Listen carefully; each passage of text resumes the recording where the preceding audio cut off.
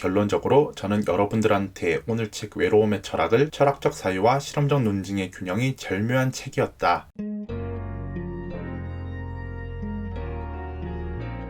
안녕하세요. 저는 책방 주인 B급바치, 여기는 B급 책방입니다. 혹시 여러분들은 외로움에 대해서 생각해 보신 적이 있으신가요? 저 같은 경우는 아웃사이더라는 말을 처음 들었을 때 외로움에 대해서 생각을 해보기 시작했습니다. 대학에 들어갈 때니까 2013년에 처음 들어봤던 것 같습니다. 그 당시에 아웃사이더를 약간 놀리거나 희화화하는 밈 같은 것도 같이 유행했었거든요. 자신에게 줄 김밥을 쌀 때 김밥 안에 단무지를 빼달라는 부탁이에요. 그렇게 겉도는 친구들은 밥을 학생식당이나 좀 사람들이 많은 데서 먹는 게 아니라 김밥 같은 거 한 줄을 싸들고 화장실에서 먹는다는 오해 때문에 생겨난 일종의 밈이었는데요. 시절을 떠올려보면 저 역시도 그런 농담을 많이 했었던 것 같습니다. 그러다 저도 1학년을 마치고 병역 문제까지 깔끔하게 해결을 해놓고 다시 복학할 때쯤에도 아웃사이더라는 말은 아직까지 남아있더라고요. 근데 제가 대학교에 입학했을 때와 비교하자면 좀 아웃사이더를 바라보는 관점들이 많이 달라져 있더라고요. 제가 대학에 입학하던 2013년, 14년 그때쯤만 하더라도 좀 아웃사이더들을 바라보는 관점은 사회성이 부족하다, 좀 사람들과 어울리지 못한다, 그런 것 같은 편견과 낙인이 찍혀있는 상태였어요. 그러다가 시간이 꽤 흐르고 제가 복학할 때쯤이 되니까 새로운 단어가 더 생겼더라고요. 바로 자발적인 아웃사이더라는 단어였습니다. 좀 겉도는 생활을 자기 스스로 선택한 친구들을 말하는 거예요. 친구들과 어울리는 시간을 포기하는 대신에 자기 개발을 한다던가 아니면 자격증 공부를 한다던가 아니면 취업 준비를 한다던가 하는 친구들을 가리키는 말이라고 이해하시면 될 것 같습니다. 거시적인 관점에서 바라보자면 예전 같으면 아웃사이더들을 진짜 사회성이 부족한 친구, 뭔가 좀 일종의 질병처럼 봤던 관점들이 좀 드셌다면 이렇게 자발적인 아웃사이더라는 단어가 생기고 나서는 이제 좀 정상과 비정상의 범주로 바라보는 것들이 아니라 자가 추구하는 가치관이 다르다라는 관점으로 보게 됐다는 말입니다.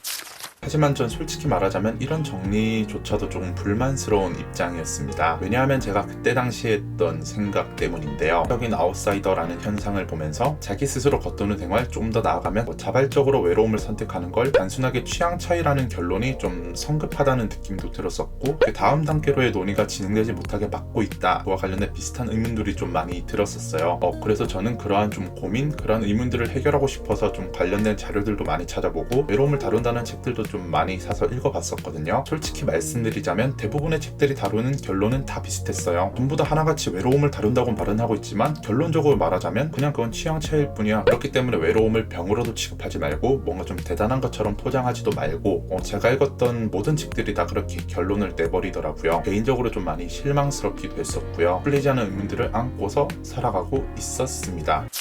그렇게 살아오다가 제가 최근에 방문했던 독립서점인 북살롱 부산에서 저의 이런 의문들을 해결해 줄 수 있는 책 한 권을 발견할 수 있었습니다. 일단 그 책을 먼저 보여드리자면 책은 이렇게 생긴 책이고요. 책의 제목은 외로움의 철학이고요. 저자는 라르스 스벤젠 교수입니다. 출판 같은 경우는 청미 출판사에서 담당하셨고요. 교수님은 노르웨이 베르겐 대학에서 철학 교수로 재직하고 계시며 우리 삶의 일상적 실천들을 철학적 사유의 주제와 아젠다를 확장하는 작업을 진행하고 있습니다. 전 세계 26개국 언어로 번역된 베스트셀러 지루함의 철학을 비롯하여 자유를 말하다, 노동이란 무엇인가 등 다수의 저서를 발표하신 분이라고 책은 소개하고 있습니다. 제가 이번 청미 출판사 같은 경우는 완전히 처음 들어본 출판사이기 때문에 출판사에 대해서 조금 알아보니까 시니어 분들을 위한 책들을 많이 출판하신다는 느낌을 저는 많이 받았거든요. 뭐랄까요, 좀 저처럼 어린 친구들이 읽기보다는 좀 인생에서 단맛이나 쓴맛을 좀 충분히 보신 분들이 읽기에 재밌어 보이는 책들을 많이 내시고 계시더라고요. 네, 오늘 책 외로움의 철학 같은 경우는 총 8개의 장으로 구성되어 있습니다. 제1장인 외로움의 본질부터 시작해서 제2장 외로움이라는 감정, 제3장 외로운 자는 누구인가, 제4장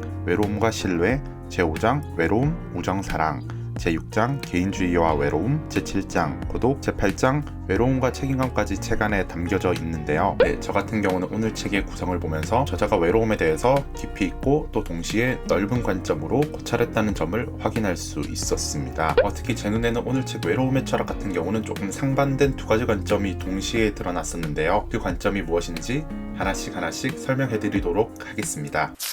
일단 첫 번째로 책에서 두드러졌던 관점을 소개해드리자면 외로움에 대해서 깊이 있는 사유를 제공한다는 점입니다. 일단 제가 책에서 한 사례를 먼저 말씀드리도록 하겠습니다. 아르투어 쇼펜하우어에 따르면 인간은 그가 고독한 정도만큼만 자기 자신일 수 있고 자유로울 수 있다. 그러므로 젊은이들은 마땅히 고독을 견디는 법을 배워야 한다. 본질적으로 인간은 오직 자기 자신하고만 조화롭게 살 수 있으며 서로 다른 개인들 간의 관계에서는 언제나 불화가 일어날 수 있으므로 제 아무리 가까운 친구나 평생의 동반자라고 해도 타인과는 조화로운 관계가 불가능하다. 그렇지만 인간적 애착에 대한 우리의 욕구는 상당히 크다. 네, 일단 제가 지금 읽어드리는 내용 같은 경우는 외로움의 철학 제7장 고독장에 나와 있는 내용입니다. 제가 오늘 영상에서 말씀드리고 싶은 거는 책의 어떤 내용이 무슨 의미를 담고 있다 같은 설명하는 내용들이 아니라 오늘 책 외로움의 철학이 제공한 첫 번째 관점이 이런 내용들로 구성되어 있다는 겁니다. 외로움에 대해서 이미 우리보다 먼저 고민하고 고찰했던 철학자들의 흔적을 우리들한테 제공해주는 게 오늘 책 외로움의 철학의 첫 번째 역할이라는 점입니다. 그렇기 때문에 우리는 오늘 책 외로움의 철학을 소화하는 첫 번째 방법으로는 철학자들의 외로움을 놓고서 무엇 때문에 그런 발언을 했는지, 무엇 때문에 자기 의견들을 이렇게 관철시켰는지 그런 것들을 우리 스스로 사유해보고 각자의 삶에 적용시켜보는 것이라고 말씀드리고 싶습니다.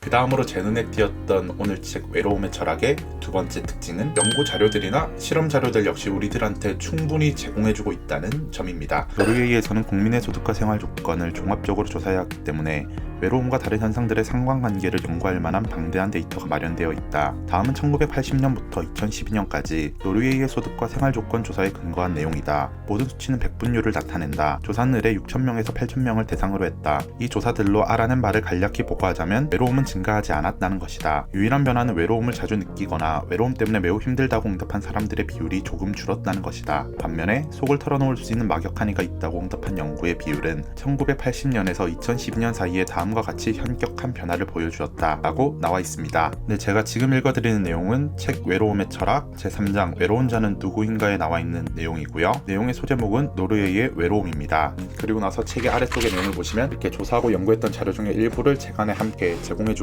있습니다. 물론 저로서는 외로움에 대해서 여러가지 생각할 만한 철학적 사유를 제공해준다는 점도 충분히 좋았습니다만 무엇보다 좀 이렇게 외로움을 놓고서 기존에 진행됐던 연구나 실험 데이터를 저희한테 제공해준다는 게 특히 더 좋았습니다. 왜냐하면 어쩌다 한 번씩 주변 사람이나 친구들이랑 외로움을 놓고서 대화를 하다 보면 이야기가 거의 다 비슷하게 흘러가는 편입니다. 기존의 철학적 사유를 끌어다 오는 것으로 이야기가 끝나는 게 대부분이에요. 물론 그렇게 하는 것도 다른 사람들의 생각을 들을 수 있고 그걸 토대로 좀 더 깊이 있는 생각을 해볼 수도 있다는 분명한 장점은 존재하지만 솔직히 말하자면 뭔가 맨날 비슷한 이야기만 반복한다는 인상을 지우기가 원체 힘들거든요. 근데 그러던 차에 외로움에 대해서 단순히 철학적 사유만을 제공하는 것들을 넘어서 실제로 연구하고 실험했던 데이터들을 우리한테 좀 제공해줌으로써 좀 기존에 돌고 돌았던 논의에서 한 걸음 더 나아갈 수 있는 그런 것들을 좀 우리한테 좀 제공해주지 않나, 그런 역할들을 수행한 게 오늘 책 외로움의 철학이 아닌가라고 저는 여러분들한테 말씀드리고 싶습니다. 그렇기 때문에 결론적으로 저는 여러분들한테 오늘 책 외로움의 철학을 철학적 사유와 실험적 논증의 균형이 절묘한 책이었다 라고 여러분들한테 소개하고 싶습니다.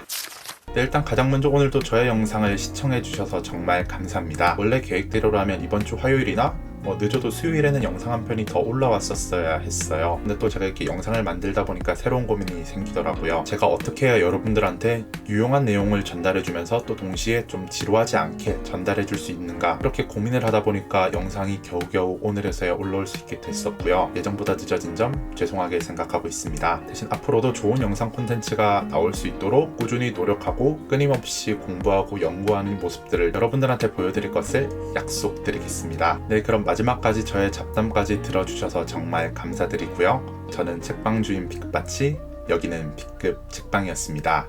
안녕히 가세요.